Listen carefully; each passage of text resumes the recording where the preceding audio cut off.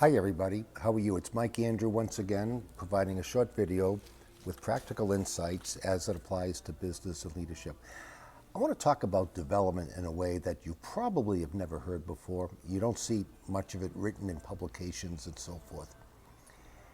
And the reason why I want to talk about it is for many years, when I look at surveys of why people leave companies, aside from leaving their boss, which is pretty common, one of the top reasons why people say they leave their companies is, well, I didn't have enough development opportunities. I don't believe that. I think it's legitimate and I believe it to a point, but I don't think that's the real reason why people leave companies. And let me explain why. I think the best method of development, if you really want to develop yourself, is to achieve results, then development follows. Not the other way around. Hey, let's get developed and I'm sure that will affect my performance and results. No, it doesn't work that way. Achieve results. Achieving results leads to your development, not your development leads to achieving results. When I say development, I mean taking courses. You know, oftentimes I interview a lot of people for executive roles, and I'll get CVs, and I'll look at their CVs, and oftentimes I see one whole page, sometimes up to 2 pages, of training courses that they took. That doesn't work for me. Where's your achievement? I want to look at what have you achieved, because if they have a track record of achievement, then development follows.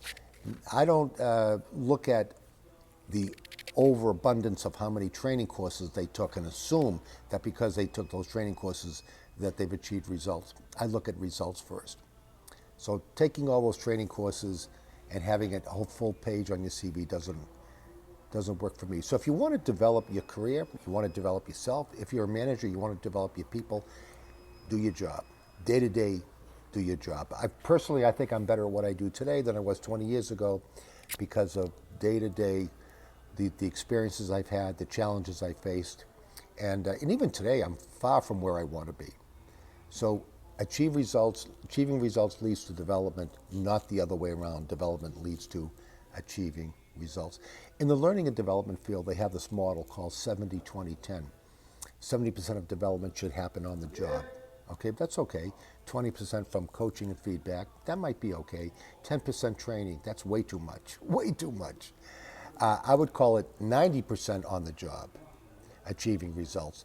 9% if you've got a good manager that observes you and gives feedback. Very effective, by the way.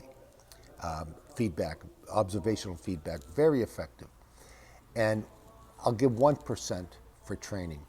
I remember I worked for a company in United Arab Emirates, and I had an office in Dubai and Abu Dhabi, and I had a manager that worked for me, and she used to work with a lot of our vice presidents and general managers around their development and making sure that their individual development plans were being implemented.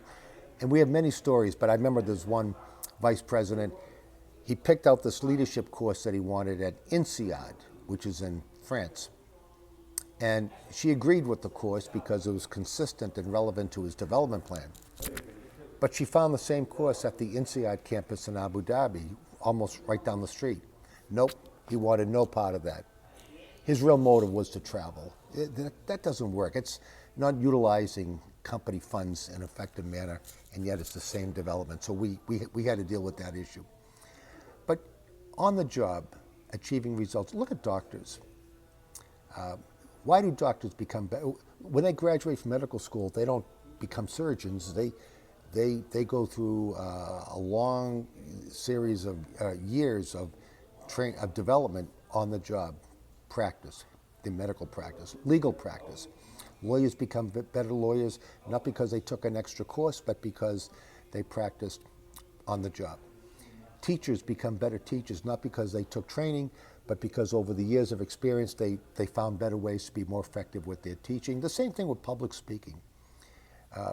Public speaking, you don't take a course on, well, you can take a course on public speaking, but you become better by practicing. Airline pilots, you don't learn to fly a plane by taking a course. Well, you might, but you have to practice. And that's why pilots need to build up many hours of flight time before they can be viewed as very, very effective. And it's the same thing with sports or any hobby. Just keep practicing day to day. I'll end it with this, with a personal story.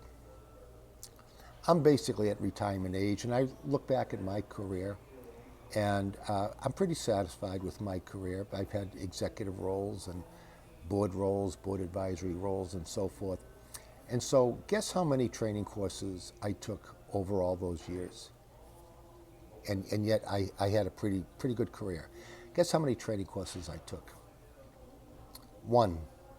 I was 29 years old. I took a 2-day project management course. That's it. Now, I'm not advocating that that's the right approach, but it didn't hurt me. Taking one course didn't hurt me.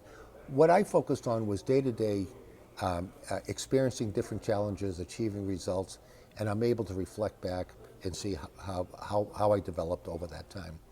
What do you think? Thank you for listening, and we'll see you next time.